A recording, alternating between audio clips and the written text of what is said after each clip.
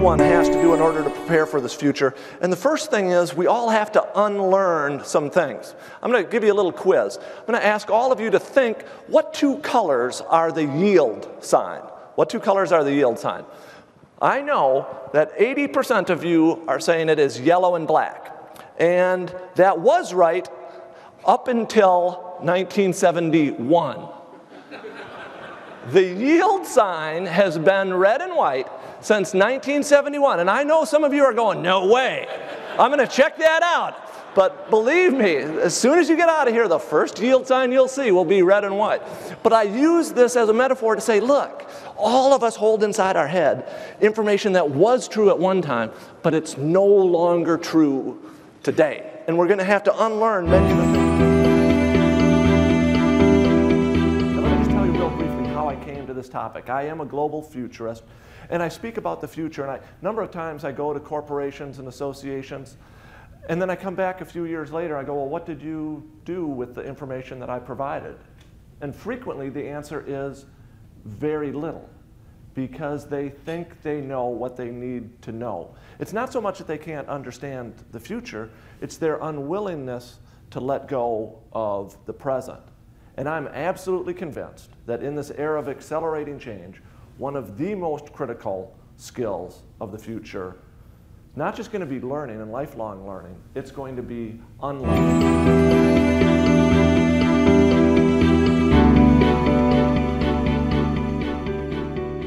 But there's this wonderful quote from a Chinese philosopher, Lao Tzu, who said, to attain knowledge, add things every day. To attain wisdom, subtract things every day. There are sort of 6 basic steps in which to help you unlearn. The second definition of unlearning is to see the world not as you see it, but to see it as it really is. It's not so much what we know.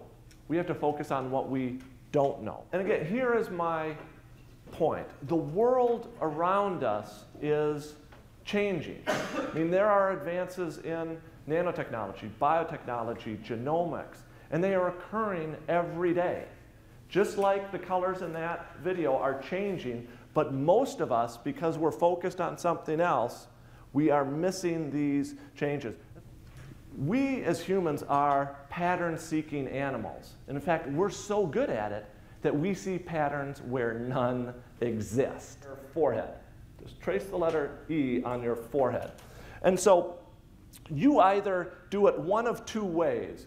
You either do it so that you see the E from your perspective, or you do it backwards so that other people, when they look at you, will see the E. And they did this with a group of senior executives, and they have found that most senior executives do the E from their perspective. So it looks backwards to everyone else. And then they did some follow-up studies, and what they have determined is that the experts are not very good at seeing things from other people's perspectives. They see it. Because here's what's happening. When you're changing your arms and your hands, your brain is actually firing in a new and different way. You're using sort of different synaptic connections. But what I tell my daughter is I say, look, you're only seeing things from your perspective. Fold your arms the other way and try and see them from our perspective.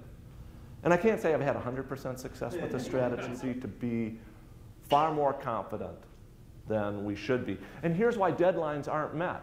When we think about finishing that project in 2 months, we assume everything goes right. And we don't factor in all of the things that we can't. So now, I want you to look at what you wrote that you're 90% sure is going to happen in this next year. And I just ask you this question.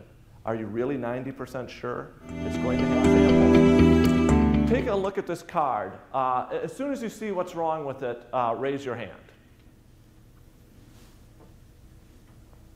Okay, there's one. Second one. It's a spade, but the spade is red. And again, I think that this is a wonderful metaphor for the future. I mean, the rules are changing, but we just don't see it. And let me give you a couple of real-world examples. just write down one area where you think the rules in your day-to-day business might be changing. Could be anything. What does that do to Medtronic's business? I mean, there are new competitors. Again, the rules are changing, and all of us have to broaden our horizon, say who really are our competitors. Let me give you another example. Social media. I'm not sure how many people have seen this video. Financial crisis, we put far too much trust in experts. Experts do have a wealth of knowledge, but what they're bad at is they don't recognize what they don't know. In your industry, you know it takes 17 years from the time something has been identified as a best practice to make its way all the way through. Why does it get hot in the summer? A few years ago, they asked every graduating senior at Harvard this question, and 98% of them got it wrong. These are America's elite. This is the best university. And what did 98% of them say? They said, well, the Earth gets closer to the sun. I mean, that makes intuitive sense, right? But it's wrong. It is wrong. The reason it gets holds some really basic assumptions that intuitively make sense, but are fundamentally wrong. Here's one. If you've read Dan Pink's newest book called Drive, it's about motivation. We've been operating under the assumption that it is money that motivates people, but for many tasks, this is fundamentally wrong. We're actually like that map, I just ask you to flip your problem on its head. And let me give you some examples of this. About 15 years ago, Guinness, their sales were plummeting, but you can train your brain to see both. And I think it's a wonderful metaphor for the future because all of us like to see the world in black or white. But in many cases, the world is black and white, and it's various shades of gray in between. But we fail to.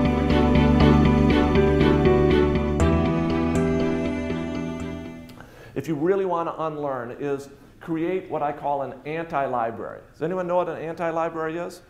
It is a list of books that you haven't read, but you probably should. And as you get context, I love this picture because they showed it to, and this gets to your question a little bit, Gary. They showed this to a group of Americans, and they said, you know, identify the characteristics of this fish. Well, it's a leader, they said. That's clearly, it's leading this group of fish. They showed it to a group of Asians, and they said, no, that's the outcast. One isn't right or wrong, but you have to understand.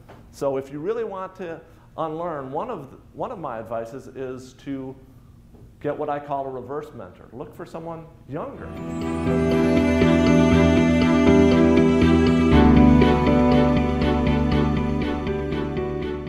All of this new knowledge is going to require us to unlearn a lot of what we think we know. And let me give you some concrete examples of how fast the future is moving. But as you unlearn, just like our brains have all been wired to think one way, as you unlearn, your brain's going to be firing in fundamentally new ways. You're going to see new connections. You're going to see the world